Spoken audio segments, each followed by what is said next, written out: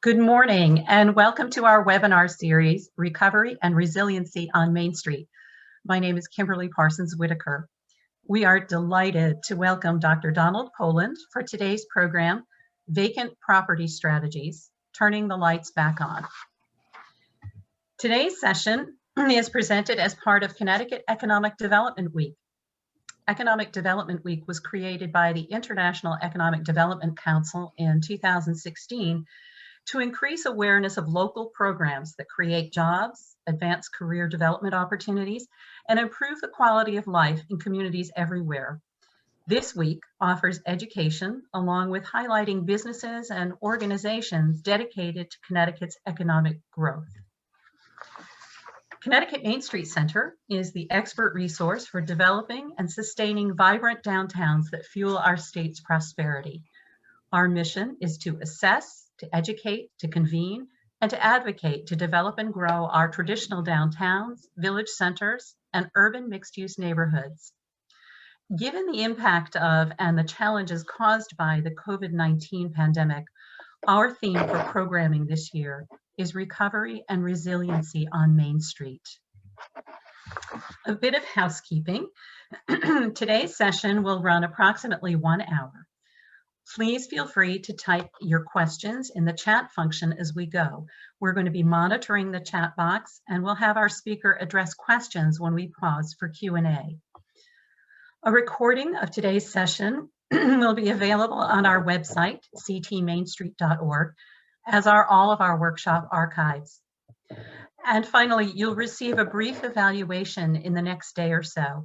We greatly appreciate your input as it really helps us continually improve these sessions. A note that evaluations are required for those of you seeking AICP CM credits. I'd like to thank our sponsors and our supporters. Our educational programs, Main Street Forums for the 21st Century, are sponsored by Webster Bank, Avangrid, and the Farmington Bank Community Foundation.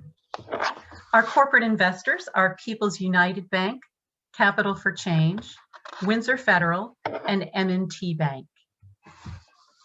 And Connecticut Main Street Center's founding sponsors are Eversource and the Connecticut Department of Economic and Community Development. And our growth partners are Avangrid and the Connecticut State Historic Preservation Office.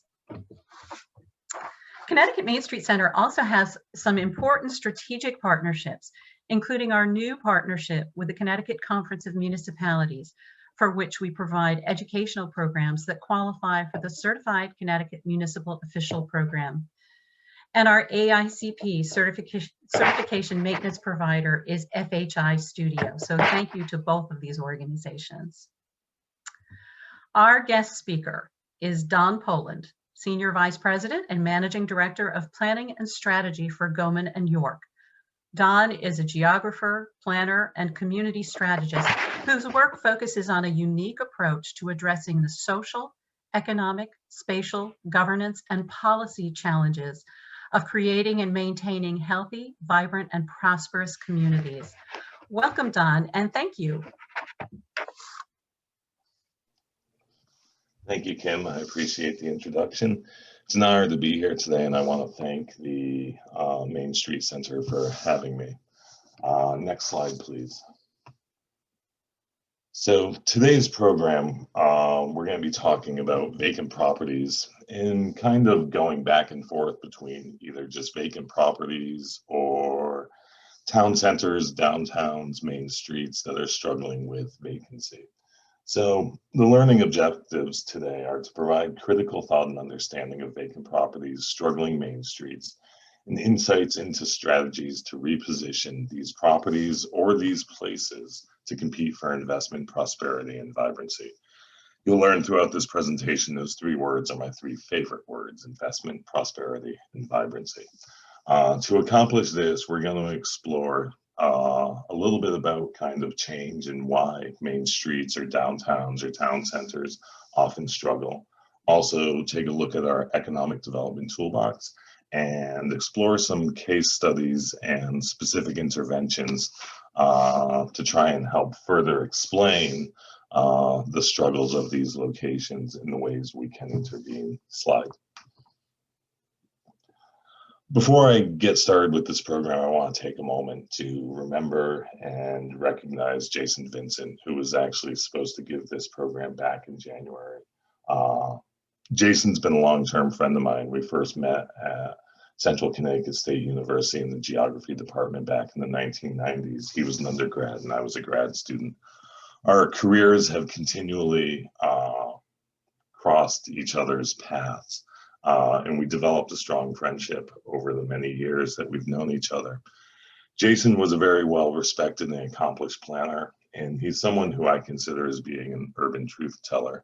That is, he truly understood the complexities of planning, the complexities of downtowns, and the challenges that we confront trying to revitalize places. Number of photos here of recent opportunities I've had to work with Jason in Norwich. The reflection in the window photo, him as a guest speaker in one of my planning classes at CCSU, and the project in the lower right-hand corner that we worked on together in the Pawtucket section of Stonington. And I'll talk about that later in this presentation slide. So understanding change in vacant properties, the struggles of Main Street. So this program today was actually, slide please. This program was actually originally developed by Jason and I in two parts. The first half was by myself on functional obsolescence, and the second half was on these specific strategies. So I've taken the liberty of kind of melding this back into a dual presentation of both my material and Jason's material. And if you follow the copyright insignia down in the bottom left-hand corner, I'd give credit to Jason to where the slides are dominated by his thoughts.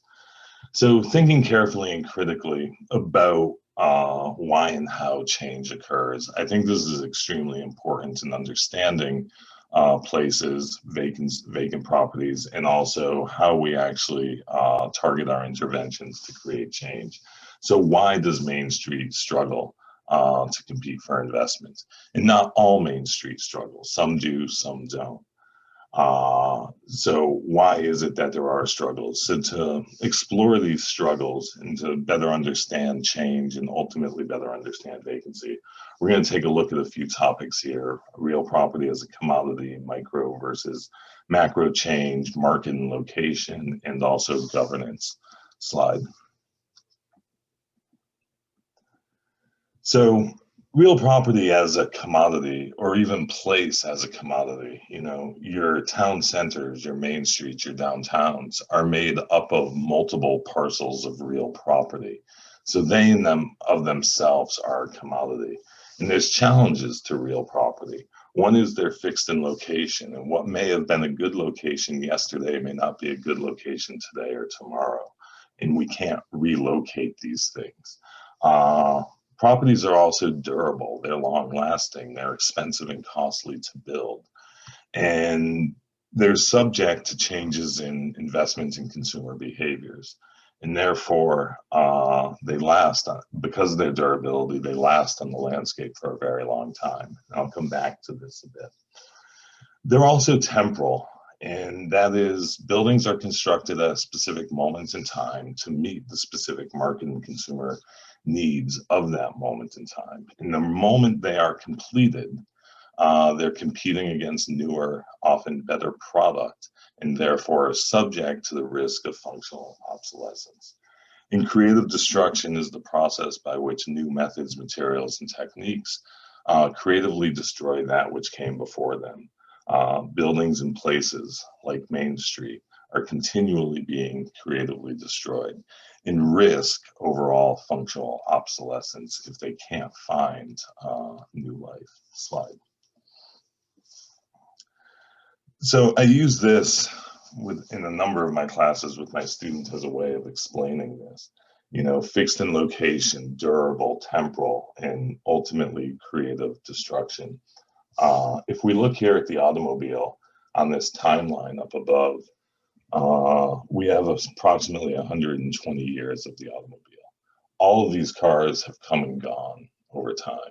Some of us probably don't admit that we may have owned an AC Pacer back in the 1970s.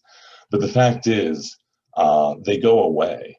So when the new car comes along, over time, cars of the past vanish.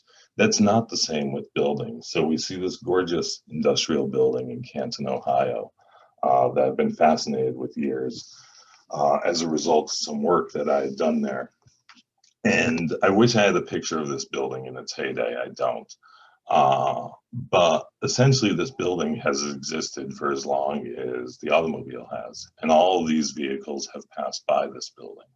But this building now sits on the landscape because it's durable, because it's fixed in location, even though its utility and its value have passed decades ago. And if we can't find new utility and value for this building, it'll remain vacant. And ultimately, at some point in time, will likely be demolished. So that's the challenge we're confronted with, is the fact that real estate, town centers, buildings last for a very long time and things change. Slide. So understanding change, I think one of the most important things to recognize, and it's kind of illogical, is that change is episodic. It's not constant. We think of it as being constant, that every time a storefront turns over, that's change or what have you. But real meaningful change occurs episodically. That is, multiple slow-moving variables build up and ultimately hit a point of kind of tipping points or thresholds. And that's actually when the change occurs. So that turnover maybe in occupancy is nothing more than a churning in place, but dramatic change actually happens on episodic levels. And I'll show you an example of that later on. These diagrams off to the right-hand side, it's the adaptive cycle. It's taken from ecological theory and ecological resilience. And essentially it says that's an ecosystem, and in this case, say a downtown or a town center, starts in phase 1 exploitation. It grows rapidly and then matures. It can stay in conservation phase 2 for very long periods of time. But then something happens. Those multiple slow-moving variables build up and change ultimately occurs. And it can either collapse, and that is lose its kind of form and function. Detroit may be a good example of that. Or it creatively destroys and finds new life. And we'll look at examples of that as we move through this. The other two diagrams, panarchy just makes it clear to us that there's large and slow and small and fast moving variables at the same time going on in the marketplace, and that there can be cycles nested within existing adaptive cycles. So I shift you back over to the bullet points on the left. And the macro and micro changes are tipping points. When we're working on the micro scale of Main Street, we're not often thinking about the macro scale shifts that have occurred, but they're so important in kind of understanding why change has occurred, how it's occurred, and the struggles that we're confronting today. So large macro changes like a shift in water power to electricity, or wagon to rail, or rail to interstate and automobile. These all create shifts and change in kind of location, in the value of specific locations. So when we look at an older downtown like a Norwich, I believe one of Jason's slides, states that these buildings were all constructed before, many of them were constructed before the automobile existed. Well, that's important to recognize and understand. So other changes from the industrial economy to a service economy have changed how we actually function in our daily lives. Or then smaller level changes that we don't even think about, like the shift from tailored clothes to off-the-rack clothing. That meant a lot of tailor shops went away. That meant a lot of vacancies were created ultimately on main streets. And today, bricks and mortar retail and the shifts to online retailing. And what does that mean for change and occupancies moving forward? Slide. Other forces that we have to contend with are ultimately market and demand. In Connecticut, I always find this is one of the most challenging. So the primary demand driver is jobs, followed by population, household formations, and ultimately household income. In Connecticut, and I use these graphics over here, the top right graphic, state employment growth from 1990 to 2014. We should all be very afraid, especially during Economic Development Week, that Connecticut is listed there at the bottom. I know it's very hard to read at this scale on your screen, but that is Connecticut with the smallest job growth over this period of time shown on that graphic. The larger graphic in the bottom center is new privately owned housing units by type, the construction of housing over time from 1960 to 2018.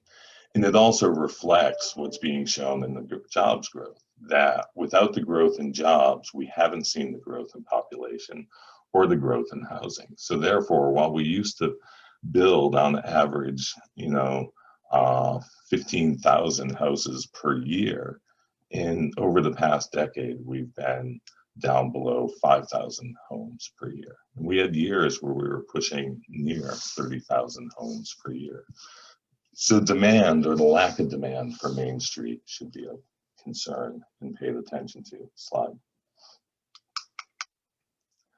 Shifting location, and I think this is extremely critical to recognize for downtowns and main streets. Here we see downtown Hartford in 1950s. It was the peak value intersection. It was the primary location for retail. But that changed in the 1970s with the emergence of the large enclosed shopping malls and the emergence of West Farms Mall. But then we saw a shift again in the early 2000s. In 2007, when Blueback Square opened in West Hartford Center, it became the peak value intersection. What I mean by peak value is the highest rent returns within the regional marketplace for retail space.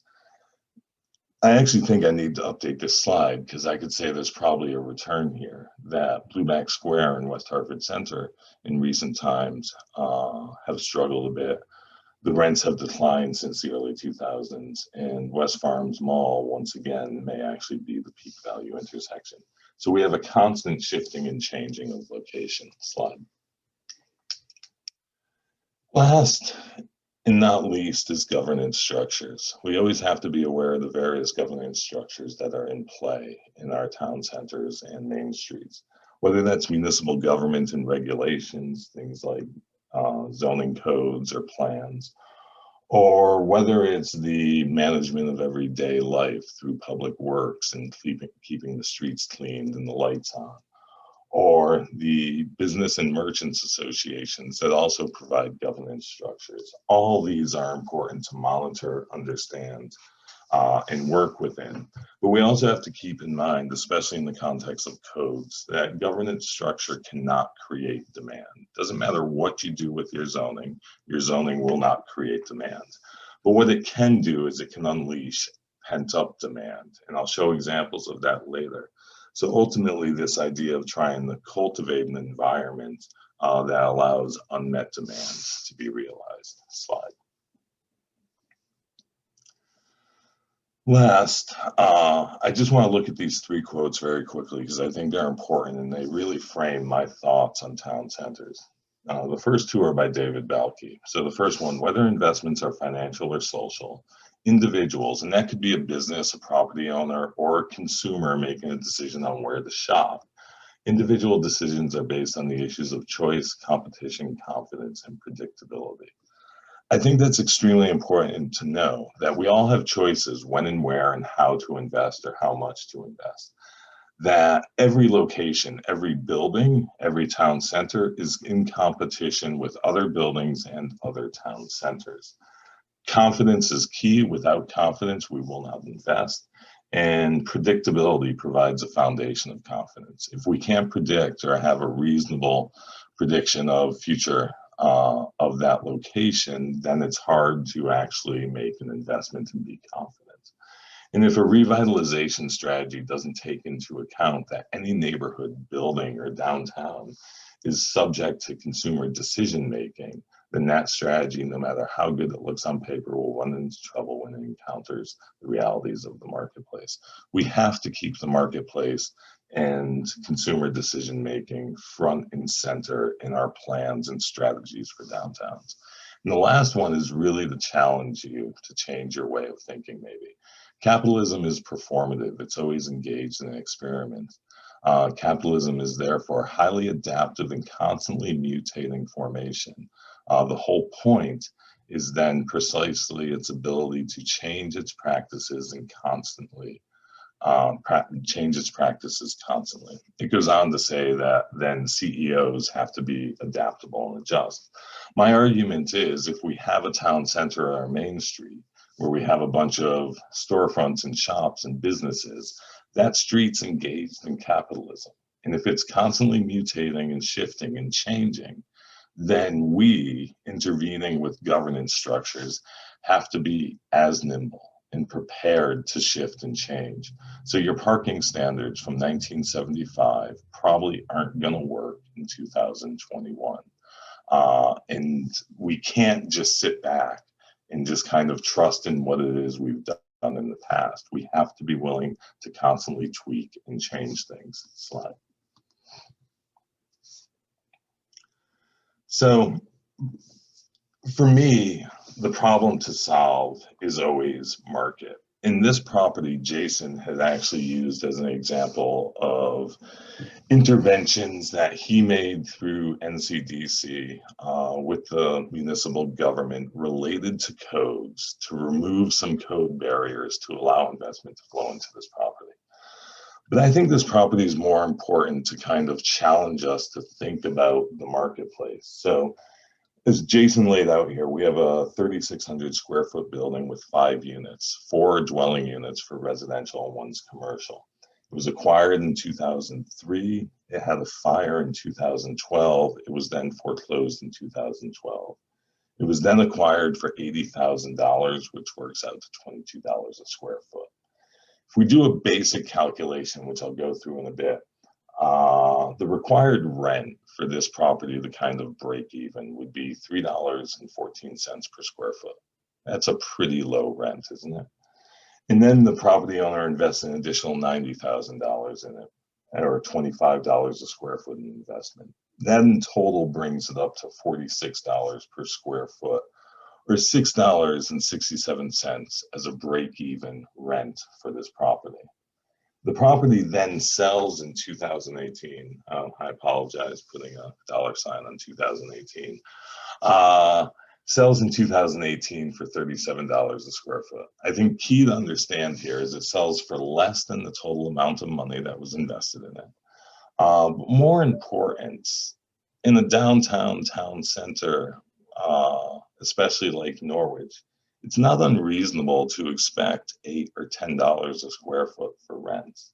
This property doesn't need that much. It actually could survive and actually prosper at $10 a square foot, but it's still vacant and struggling. And that's the key that we have to understand, that even at a very reasonable rent, this property still struggles to compete. And unless we can solve those reasons for why it's struggling, we're going to continually struggle to actually create prosperity and vibrancy. Slide. So strategies and interventions. Slide. Our economic development toolbox. Oh, sorry, I was ahead of myself one. So how to reposition properties. I think we have to think about first and foremost as kind of demand side strategies and supply side strategies. First, how do we actually grow demand? And that's things like placemaking, or what I like to think of levers of change, improving image, market, physical conditions, and social connections. Or supply side strategy. How do we manage and maintain existing supply? And how do we add supply? Only when demand requires it. And that gets at kind of a management strategy. In the interest of time, I'm going to skip the right-hand side of this slide. So if we could please go to the next one. Economic development toolbox. We have a lot of tools that we can use, and I would assume many of you, if not most of you, are familiar with all of them. For me, it's not so much about just using the tools. It's recognizing and understanding what tools are best at a given moment to actually intervene in a property. And Jason was really good at kind of identifying that. And we'll see that in a later slide. But for example, tax abatements, we have kind of two avenues that we can go there. I have it listed as incentives. We can do a tax abatement or we could do a TIF, right? But each play out differently on the development side. The TIF provides cash on the front end of the development. So if the developer or the property owner is cash poor and can't afford the investments, a TIF is a good strategy. If the challenge is the cost of construction is so high that operation and net income is going to be challenging on the back end during operations, then a tax abatement, which can be granted over the first 7 or 10 years of the property's operation, can provide, relief to those operating costs in the early years of the redevelopment and stabilizing the property. So it's knowing when and where to use the specific strategies. Slide. So I want to look at some strategies and case studies now for the remainder of this presentation. Slide. This, I believe, was the most brilliant slide by Jason. He says vacant properties are often functionally obsolete. You can't fix them with the wrong tools. I added or the wrong attitude. And that's not me telling you that you have a bad attitude. It's about changing your attitude about kind of how you view what maybe your role is in a governance function. And Jason laid out a few things we can think about: zoning, market alignment, parking, and master plans. And we'll explore those in the next few slides. Slide, please. So this is one of my favorites also of Jason's. Many properties do not conform. Maybe it's non-conforming as to use, as to standards, parking requirements, permitting requirements, whatever it may be. Slide, please. And Jason went on to say, his next slide shows us, you control the law. I added, change the regulations. The fact is, if properties don't comply, and if your regulations are preventing investment from flowing into those properties, then you control the lever of change. You can actually amend your zoning regulations to remove those barriers. So let me ask you, I often work with communities on regulatory barriers and special permits for retail, office, and restaurant. Why do we require them? It's a restaurant. Why does it need a special permit? Or its office space? Why does it need a special permit?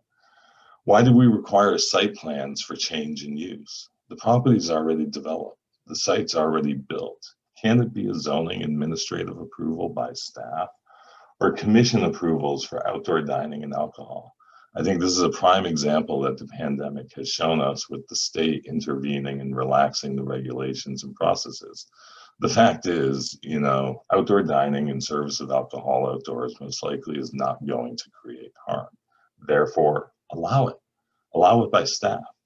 And same with on-site parking. The fact is, if the standards are clear in your regulations, then these should all be able to be staff level approvals without the cumbersome processes or the subjective, questionable processes of special permits, which undermine predictability and confidence. Slide.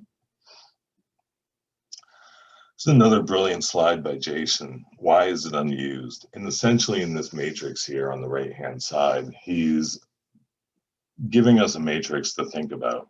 If we have one property with deferred maintenance, then maybe it's an owner capacity issue. If it's multiple properties with deferred maintenance, it may be something else. Or if it's the whole district, the whole neighborhood or town center that's in disrepair, then maybe it's different kinds of problems. And then it's not just about properties being vacant, it's whether they're unoccupied, unoccupiable, or abandoned. So I added this box up here that says it's not enough to catalog vacancy. We love to catalog vacancy, but we also need to understand why a property is vacant. That's what's most important. And that's what Jason's trying to get at here with the matrix. He's trying to understand the why of the vacancy. Slide. So this is an image of Norwich when it was vibrant and prosperous. Slide. Jason then overlaid an image of Norwich's downtown today. Slide. And then he goes through this analysis, and I think we all should be doing this of our kind of downtowns. And this is kind of shocking. So we have 43 acres privately owned, 160 buildings, and 1.7 million square feet. That's about, square footage is about the size of West Farms Mall, probably a little bit larger than West Farms. 40% of the space is vacant, over 500,000 square feet. But more shockingly, in his findings and analysis, 65% of the vacant space is unusable. That means it's substandard space that's not up to code and can't be occupied. Slide. His next slide is once again this further analysis of trying to understand and figure out what are the strategies that can be employed to intervene here. So knowing why a property is vacant starts to inform us in the tools we need and strategies we can employ to cultivate investment and improvement. But here he shows us, of these properties, 37% of the vacant properties are absentee landlords. 15% are underwater. 19% have unrealistic plans. 25% the owners don't have any capacity. 36% he found the owners have no motivation to do anything. And 14% renovations or improvements are too expensive. Once again, this provides a great way of starting to think about, well, what's the low-hanging fruit here? How can we help the property that's underwater? Or how can we intervene if the renovations are too expensive? Can we do a TIF? Can we do a tax abatement? Is there gap financing available? Whatever it may be. Slide, please. Market alignment for me is about feasibility, economic and financial feasibility. Economic feasibility is market demand. Is there a demand in the market for whatever it is we want to do? And financial feasibility, can this development pencil out? Can it be financed and funded?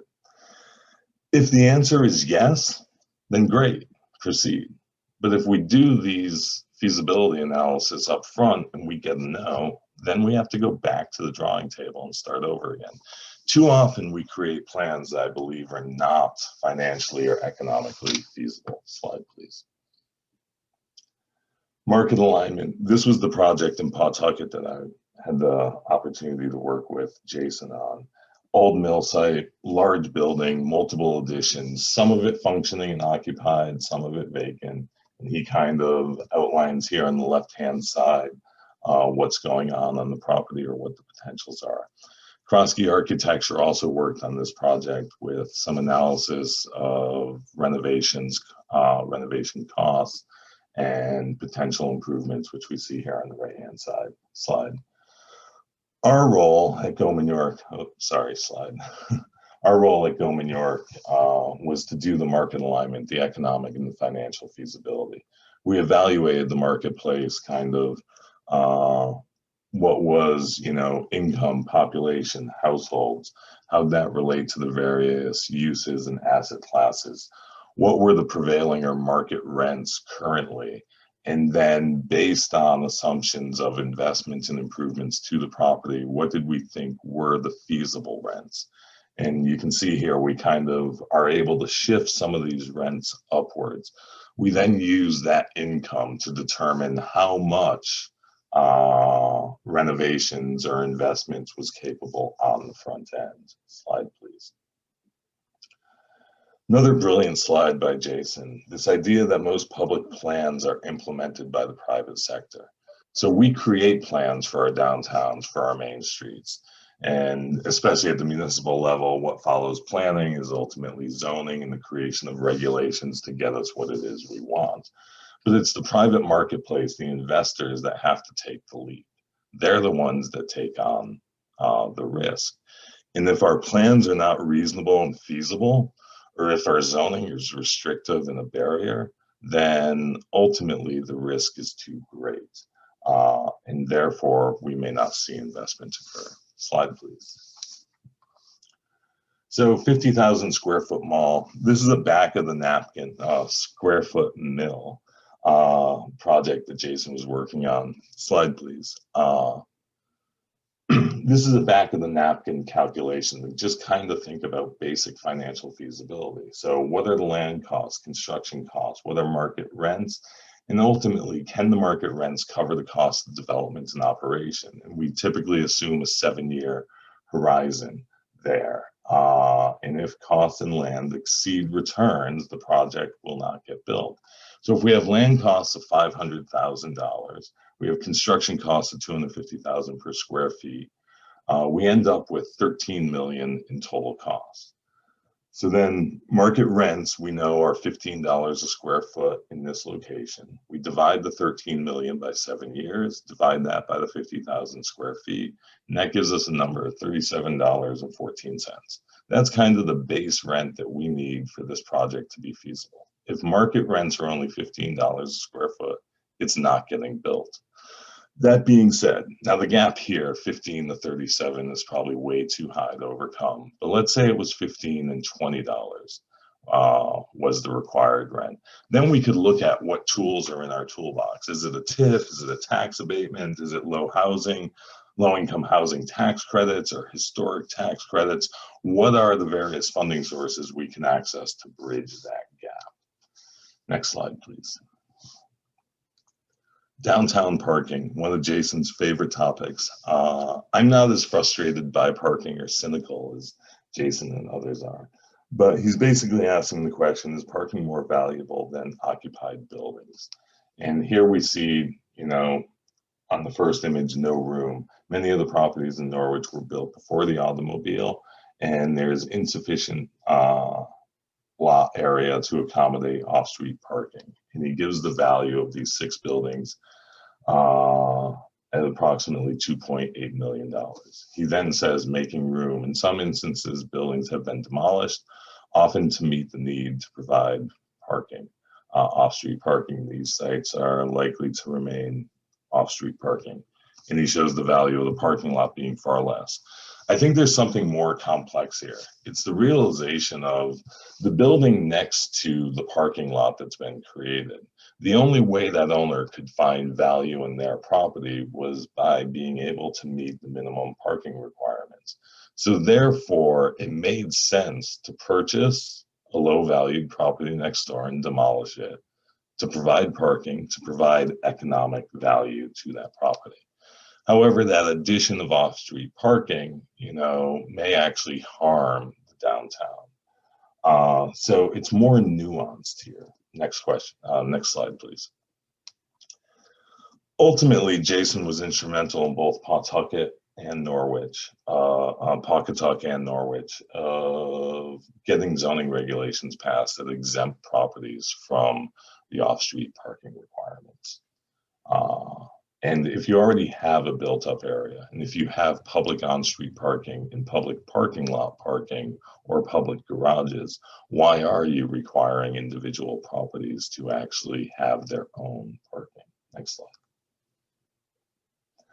So, quick case study of some of my work that goes back to my doctoral dissertation study of West Hartford Center. We see here in this graphic that from 1980 to 2012, the amount of retail space or spaces occupied by retail storefronts contracted while hospitality, which I'm using as a word for restaurants, increased. That's the primary thing that graph is showing. If you go back to the regulations in West Hartford, or you go back to the 1980s and kind of thought processes, West Hartford thought they had a parking problem, as many places do. They thought they didn't have enough parking. We're trying to add and secure public parking to solve what they thought was a problem. Next slide, please. They also, staff started realizing in the late 80s that every time someone came in and wanted to open a restaurant, they had to say no, because the minimum parking requirements for restaurants versus retail were different. They were higher for restaurants. So no one could meet the new high standard in a change of use from retail to restaurant. But in June 26th of 1991, they passed an amendment to their zoning that said change of uses on first floor spaces do not have to comply with the parking standards. In the first 6 months, 6 restaurants opened up in West Hartford Center. And we see a bunch of openings here over the next kind of decade. They didn't create demand through this change. The demand was already there, but the demand couldn't be realized because the regulations were blocking it. Once they removed that impediment, the change of use standard for minimum parking requirements, it allowed investment to flow into the center. Next slide, please. There's other ways. So Jason used an example of, a typical master planning process. Identify the property, evaluate the conditions, engage the public, engage designers, and come up with a plan. Next slide, please. And this was a plan for the renovation and redevelopment of the Mystic Boathouse property. And most of us working in downtowns have probably done similar things. Next slide.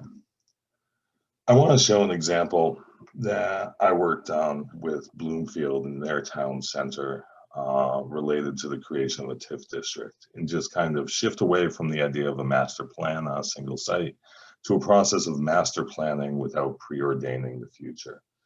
That is, the problem to solve for this TIF was an underperforming older shopping center / mall called Winterberry Mall. Outdated, high vacancies, time for it to go, but a property owner unwilling to create change. The idea of the TIF was to leverage public investment in sidewalks, on-street parking, streetscape, lighting, so forth, to show the town's commitment to this area and help incentivize private investment. But we put forth, next slide please, we put forth two concepts, and we were clear in the plan narrative that we were not saying this is exactly what has to occur in Bloomfield Center. These were conceptual ideas that we tested against the market as feasible and economically viable, that could be built, but they're just there to inspire someone to come forward. And hopefully we have a developer who's now interested in coming forward and looking at this area for redevelopment. Next slide, please. So, conclusion, vacant properties are often functionally obsolete. Expand your toolbox and change your attitude. Once again, I'm not saying you have a bad attitude. What I'm saying is we have to broaden our horizons, look at these things more rationally, and be willing to, accept change, accept that change occurs, and be flexible in what it is we do. Next slide. So some last thoughts on resilience, especially since Kim just mentioned the importance of resilience on the introduction here. We have to embrace change, and it's simply that things change, that it's not continuous, it's episodic. We have to recognize our ignorance, that we don't always have sufficient knowledge. We have to keep options open and stop trying to resist or constrain change. We also need to recognize that future events will be unexpected, not expected. Embrace diversity in all of its forms. Pay close attention to slow-moving variables. They can tell us a lot. And build capacity to absorb change. And I love this Darwin quote: "It is not the most strongest of the species that survive, nor the most intelligent, but rather the one that is most adaptable to change." If there's one thing we have to do in our downtowns and main streets, is be adaptable to a changing landscape. I believe that's the last slide, and I thank you, and I'm available for questions. Awesome. Thank you, Don, so very much. This is great stuff for all of us to be thinking about. I'll kick off with a question, and I know Christine is monitoring the chat box. So certainly those of you that are viewing, if you have questions, if you haven't done so already, make sure you type them in the chat box. Don, we know in Connecticut, we have some urban centers, we have some town centers, suburban, but we have a lot of really small towns that may have village centers or small town centers. And the concern in our smallest towns is, especially if they lack professional staff in economic development or planning. Do you have some thoughts, some words of wisdom on where they can start in addressing vacant properties? Sure. I think first and foremost, start with the little things. Do the little things well. Basic government and governance. Make sure the streets are clean. Plant flower boxes. Improve the aesthetics of the location. Those little things can make a huge difference. Number two is reach out to organizations that could be out there that could be helpful to you. Maybe your COGS. Or your regional planning agencies, or even an organization like Connecticut Main Street. I believe CERC even provides, it's Advanced Connecticut now, sorry, provides municipal services. So there's many entities out there. And even reaching out to someone like myself, I'm always willing to come out and speak to a community, especially virtually since I don't have to leave my home or office, and help you at least kind of think about maybe ways to move forward. So feel free to lean on those resources. But most important also, go out and talk to your property owners and your business owners. And don't just talk to them, really listen to what they're saying, because they're probably going to provide you insights as to the challenges they face in areas where you may be able to help. Great, thanks. Let's see. So we have a question from Bruce Carlson. What recommendation do you have to motivate the recalcitrant landlord that doesn't want to spend the money to renovate the building? Yeah, I mean, I think you have to make a determination of how unwilling they are to do anything. And if they're truly unwilling and you've kind of tried everything, I'd say stop dealing with them. That saying, you can lead a horse to water, but you can't make them drink. If they're not going to drink, stop fighting with them. My actual advice would be focus on neighboring properties. I did this with a housing strategy where actually we had a property owner who was unwilling to participate in our program. So we focused on their two neighbors. And as we got their neighbors' properties looking better and better, their properties started looking more crappy in comparison. And they finally came around about 2 years later and were like, our property looks like hell. How can you help us? So I'd expend the amount of energy you think's worthwhile expending, but at some point you just have to move on and go after those property owners that are willing to actually work with you and invest. Mm-hmm. Yep. Very good. Sabrina Church has a question. This is interesting. Is it worth it to give grants and abatements to the actual tenant rather than the property owner? She goes on to say, politically, it goes over better most times. And from an economic standpoint, there's no real way of knowing if the developer / property owner will use a tax abatement. What are your thoughts on that? Yeah, I mean, I think we have to recognize that, we can divide our strategies between, as I said, we can do demand side strategies and supply side strategies. We can also build a toolbox of strategies for owners / developers. They may be the same, they may be different, and strategies for business owners. So for example, a facade improvement program probably benefits the business owner as much as it benefits the property owner. Doing a tax abatement to business owners is kind of challenging since they typically are not paying property tax, or at least not directly.